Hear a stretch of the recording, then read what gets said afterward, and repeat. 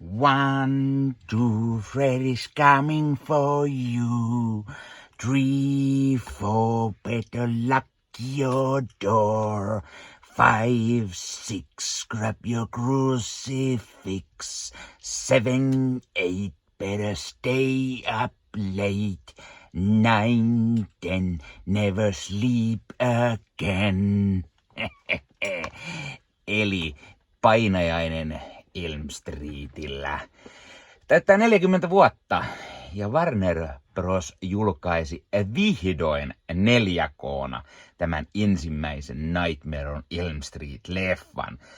Joten mikäs sitä onkaan parempi leffa arvostella näin Halloweenin aikaan kuin yksi ikonisimmista kauhuslashereista. Ja kiitos SF Studion, jolta sain arvostelukappaleen tästä 4K-julkaisusta. Eli tällä kertaa taas 4K UHD-arvostelua. Eli arvostelen itse leffan, kuin myös sen 4K-julkaisun, eli kuvan, äänen ja lisämateriaalit. Eli vihdoin taas saadaan pikkusen 4K-julkaisun arvostelua. Kun aikanaan Wes Craven oli tehnyt Last House on the Left ja Hills Have Eyes-leffat 70-luvulla, 80-luvulla hieman hapuili alkuvaiheessa, ja kunnes sitten 84 hän teki Nightmare on Elm Streetin, josta tuli miehen yksi isoimpia hittejä. Ja sille on tehty tietenkin lukuisia jatko-osia ja se surullisen kuuluisa remasteri myöskin. Tämä 4K-julkaisu sisältää 2 versioa, originaali teatteriversion sekä sitten uncut-version. Mistä me sitten lähdetään liikkeelle? No, aloitetaan ihan ensimmäisenä leffan arvostelusta ja aloitetaan näyttelijöistä. Leffassa nähdään tietenkin Heather Langenkampia, Robert Englundia, Johnny Deppiä, Amanda Wyssia, Hugh Carcia, Johnny Saxonia, Ronnie Blakelyä jne. Heather Langenkamp kuuluu ehdottomasti meikäläisen omiin kauhuleffojen suosikki naisiin.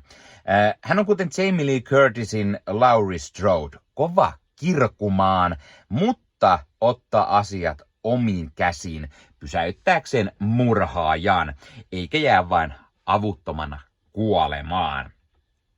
Ja Heather Langenkamp suoriutuu hienosti Nancyn roolista, ja mä oon aina pitänyt tästä hahmosta tässä leffasarjassa, ja ehdottomasti just Jamie Lee Curtisin ohella kuuluu niihin ikonisiin kauhuleffan naispääosa esittäjiin.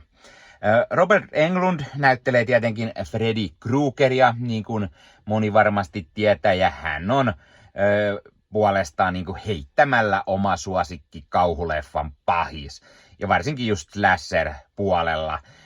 Siis Englundin hyytävä, leikittelevä Krueger on vertansa vailla oleva hahmo, lyö mennen tullen Michael Myersit tai Jason Voorheesit tai Leatherfaceit jne. Siis mun mielestä on parhaimpia slasher-leffojen pahiksia, ja erottaa se niistä, mitä mä juuri äsken mainitsin, kaikki muut on hiljaisia. Ja mä tykkään siitä, että Freddy oikein niinku härnää uhrejaan. Se niinku ärsyttää niitä ja kiusottelee niitä, ja myöhemmissä osissa vielä niinku oikein kunnon vitsikästä huumoria tulee oikein kunnolla mukaan. Welcome to Primetime, bitch, jne.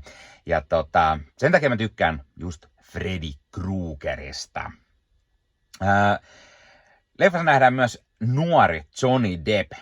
Tämä on Johnny Deppin ensimmäinen elokuva esiintyminen. Hän oli näihin aikoihin tehnyt samoihin aikoihin sitä 21 Jump Street-sarjaa, mutta ensimmäinen leffa Johnny Deppin uralla on Nightmare on Elm Street, ja oli jotenkin tosi outoa katsella nuorta Deppiä tässä. Vaikka mä tiesin, että Deppi on tässä mukana ja muistin jopa miten hän kuolee, spoilereita, koska se on todella ikoninen kauhuleffa kuolema, mikä hänellä tässä leffassa nähdään. Mutta ei Depp ihan ehkä näyttelijätyöllään vielä vakuuta, osittain myös siksi, että hahmo jää vähän ehkä taustalle tässä ja ei oikein pääse kunnolla sitten oikeuksiinsa. John Saxon, tämä Nancyn poliisi-isä, toimii varsin hyvin ja on tämmönen, no ehkä vähän peruskyttä, tämmönen kauhuleffakyttä, mutta ajaa asiansa varsin mainiosti. Ronnie Blakely, joka näyttelee Nancyn äitiä, hän on myös varsin hyvä ja hänkin pääsee kyllä kunnolla kirkumaan. Ja kun kirkujusta puhutaan, niin Amanda Wyssin Tina, se vasta huutaja onkin. Siinä on tosi hyvää semmoista hyytävää huutoa kaikilla näillä 3 naisella varsinkin. Leffan juoni on varmasti monelle tuttu, mutta kerrotaan se nyt pikapuoliin silti tässä. Eli Elm Streetillä asustava Nancy Thompsonia ja hänen ystäviään Tinaa, Rodia ja Glenia vaino samantyyliset painajaiset, jossa punavihreään villapaitaan, tummanruskeaan hattuun, pahoin palanut mies kynsihansikkaan kera terrorisoi ja murhaa kadulla asuvia teinejä heidän unissaan. Ja mitäs sitten nämä nuoret pystyy tekemään, kun he alkaa oikeasti kuolla näihin painajaisiinsa. Ja siis tää on ideana todella mahtava ja erilainen. Se leikittelee valvetilan ja unitilan välillä. Ja se on jotenkin todella niinku hyytävä sellainen idea. Ja sitten alkaessaan näkemään ja kokemaan painajaisten hengenvaarallisia kauhuja, niin nämä Elm Streetillä asuvat teinit, ne ei yksinkertaisesti halua enää mennä nukkumaan. Ja Freddy Kruegerin kuolettavaksi muuttuneet kohtaamiset saavat nämä nuoret pitelemään kaksin käsin kiinni omasta mielenterveydestään ja henkensä puolesta. Eli tässä on se hyvä, että nämä hahmot ei tiedä, että onko tämä asiat vaan unta vai onko siellä totta. Ja kun nämä kaveritkin alkaa pikkuhiljaa kuolee oudoilla tavoilla ja täysin selittämättömillä tavoilla, niin mikä oikeasti onkaan totta. Ja se on niinku tosi mielenkiintoisesti toteutettu. Ja leffassa kuultavakin Don't Fall Asleep.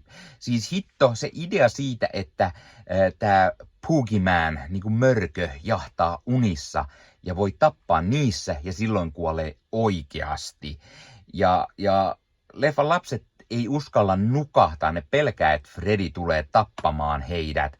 Ja niin kuin, tämä on oikeasti tosi hyvä kauhuleffa idea ja sehän on kummitellut kymmeniä vuosia monien mielessä ja tämä perustuki jollain tavalla semmoiseen niin kuin tosi tapahtumaan, jossa ihmiset eivät uskaltaneet nukahtaa ja sitten ne jostain syystä kuoli, kun ne ei nukkunut jonkunlaisen univajeeseen tai näin.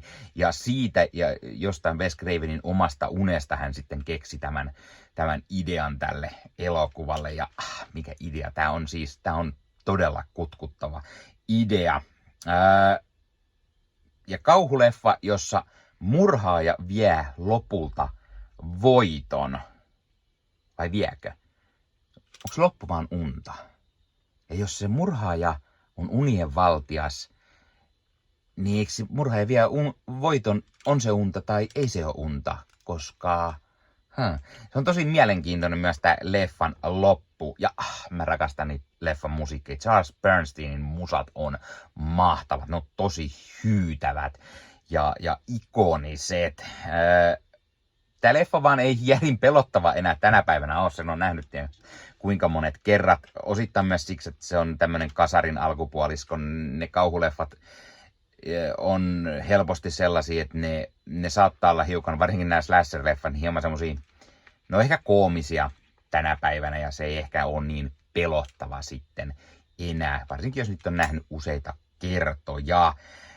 Mutta silti mä aina oon pitänyt tosi paljon Painajainen M Streetistä ja mä tykkään tästä leffasta edelleen tänä päivänä. Arvosanaksi tällä leffalla mä antaisin varmaan semmonen, antaisinko mä 8/10. Mun oma suosikki edelleen on varmaan se 4. osa, Rennin leffa. Siinä tulee aimoannos lisää camp-huumoria mukaan ja semmonen niinku, toki tässäkin on siis semmoista pienen budjetin camp-menoa ja meininki, mutta se huumori tulee paljon enemmän mukaan, varsinkin just 4. osassa ja niinku jotenkin tykkään siitä ehkä eniten. Toki mä en ole sitäkään vuosiin nähnyt. Pitäis katsella, että pärjääkö tää millä tavalla. No miten sitten tää 4K-julkaisu? Eli hienosti näytän myös takakantta. Tää on se perus Nordic-julkaisu niille, jotka katsoo siis YouTuben puolelta. Elokuvan kuvan laadusta lähdetään liikkeelle. Tässä on 2160p ja HDR 10. Kuvasuhde on 1:85 ja tämä elokuva on remasteroitu alkuperäisestä negatiivisesta ja on natiivi 4K-transferi. Ja hitto, tässä oli hyvä kuva oikeasti. Siis meidän ihan oikeasti suu auki katsomaan tätä. Siis tää oli niin kaunista katsottavaa. Siis kauhuleffaksi. Tässä leffassa on todella paljon värejä ja paljon asioita tapahtuu päivällä, kirkkaassa päivän valossa, ja se niinku päivänvalo oli todella hieno ja sitten myös tietenkin kun yötä, se on yötä tietenkin, koska se on kauhuleffa, niin siis päivät ja yökohtaukset näyttää ihan uskomattoman hyviltä. Siis oli mikä vuorokauden aika tahansa, niin se näyttää ihan saakeli hyvältä. Mustaa, harmaata ja hitto mitä yksityiskohtia nähdään vaatteissa ja värikkäissä huonekaluissa. Nähdään hahmojen villapuseroita tai koulun penkit, mitkä on kirkkaan oranssi tai Nancyn kodin sininen ovi ja siis tiesi ja mitä.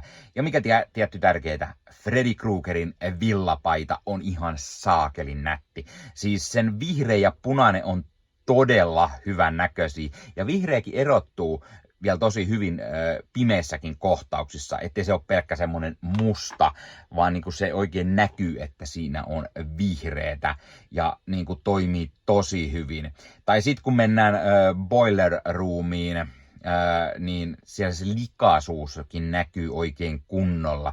Ja verta ei saa unohtaa, koska sitä on ja kunnolla ja se näyttää todella hyvältä. Tai leffa loppupuolella Freddy Krueger syttyy palaamaan, niin ai että se tuli on tehty hienosti, se on silmäkarkki. Oikein, hitto, tää on oikeasti hyvä. Paikoitellen näkyy ehkä pienenpientä suttuisuutta, mutta kun kyseessä on pienen budjetin kauhuleffa kasarilta, niin eihän se nyt ole ihme, mutta siis tää on oikeasti, tää on todella nätin näköistä ja mä suosittelen, siis jos mulla löytyy tätä ennen pelkästään DVD, niin onhan siihen nähden tähän järkyttävän kova upgradeaus, mutta myös Blu-rayhin, missä on tosi paljon digitaalista kohinaa ja tää erottuu kyllä selvästi edukseen siihenkin. Ja siis tää on ehdottomasti parhaan näköinen, mitä tää leffa on koskaan ollut.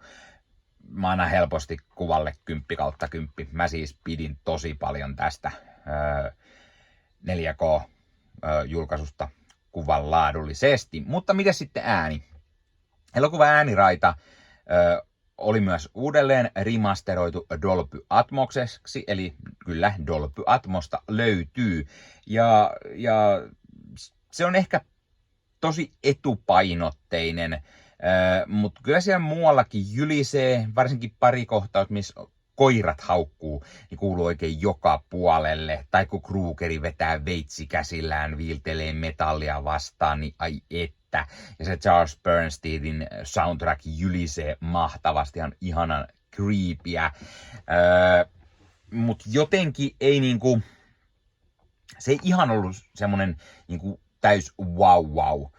Mä sanoisin äänellä varmaan arvosanaksi 8/10. 8/10. Ja siis mä katsoin sen tällä Dolby Atmoksella. Tästä löytyy myös vanha 2.0 ääniraita, mutta sekin oli masteroitu mielestäni HD-versioksi, eli oli myös paranneltu 2.0 alkuperäistä ääniraitaa. Ja ekstrojakin löytyy aimannos. Tässä on 2 kommenttiraitaa. Toinen on tehty vuonna 2001 ja toinen vuonna 2006.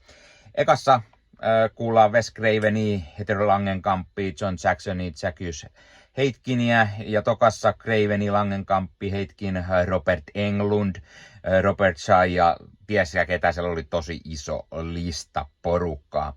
Sitten on tämmönen Focus Points, 5 minuutin pätkä, vaihtoehtoisia loppui.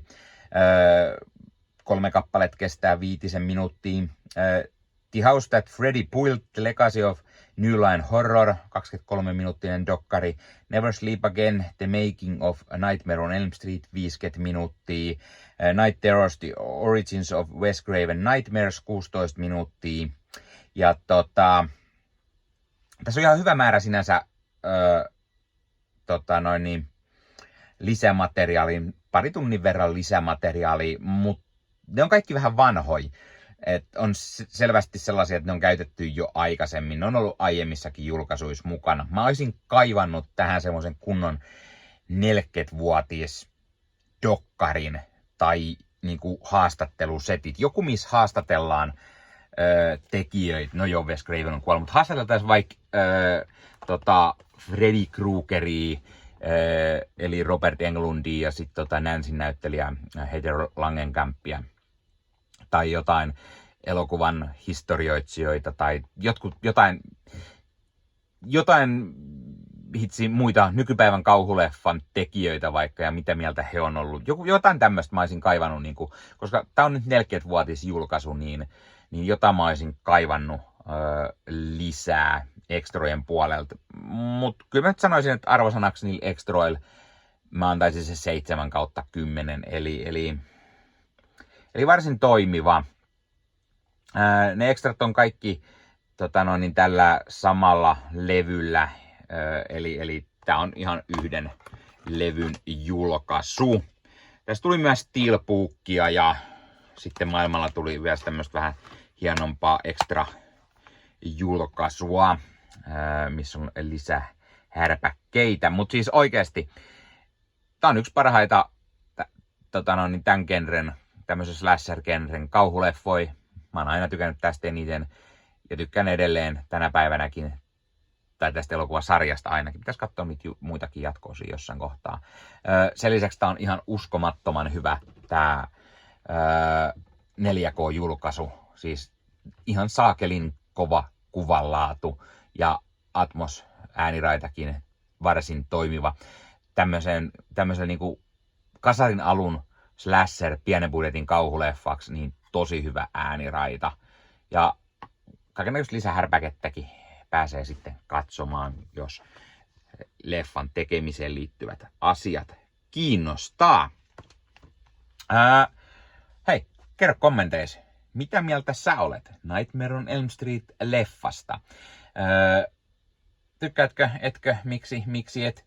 Mikä on sun suosikki tästä elokuvasarjasta? Tai mikä on sun suosikki näistä slasher-leffoista?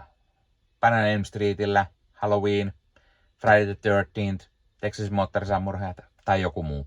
Pistä kommenttiin. Pistä myös kommenttiin, aiotko sä hommata itsellesi tämän 4K-julkaisun, Steelbookin tai sen erikoisjulkaisun, tai sattuuko sulta jo löytymään tämä julkaisu? Ja jos löytyy, niin ootko kattonut jo? Ja mitä mieltä sä olet kuvanlaadusta, äänenlaadusta, ekstroista? Pistä kommenttiin. Tosi mukava aina jutella kaikkien muiden kanssa. Ja hyvää Halloweenia. Freddy's coming for you.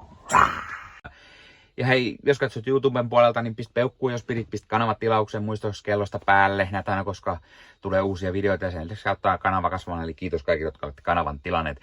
YouTuben puolella siellä on jäsenyydet, superominaisuudet päälle. Sieltä voi jäsenet tulla kanavan jäseniksi ja sieltä saa erikoismainintaa esimerkiksi tohon nimen, kun on kanavan jäsen ja sit saa erinäköisiä hyviä asioita. Näkee ennakkoonkin. Esimerkiksi tämänkin on nähnyt varmasti jo aikaisemmin, jos on kanavan jäsen, tämän videon sieltä ja muita videoita tulee. Esimerkiksi täällä on paljon täällä leffahuoneessa kaiken näköistä, mistä on tulossa lähiaikoina varmasti video, niin niitäkin näkee sitten ennakkoon, kun on kanavan jäsen. Joskus tulee jopa pelkästään jäsenille tarkoitettuja videoita. Ja sen lisäksi on kaikki korostettuja vastauksia ja tilaaja tämmöisiä merkkejä ja muuta kaikki. Kyllä te tiedätte YouTube-juttut. 099 € kuussa tai 299 € kuussa, niillä saa erinäköisiä asioita, kun tilailee tai on kanavan jäsen. Ja niitä supertykkäyksiä, superkommentteja, kaikkea voi laittaa, niin siitä tulee muutamat kymmenet sentit sitten tähänkin suuntaan. Eli kiitos kaikille, jotka olette niitä laittaneet.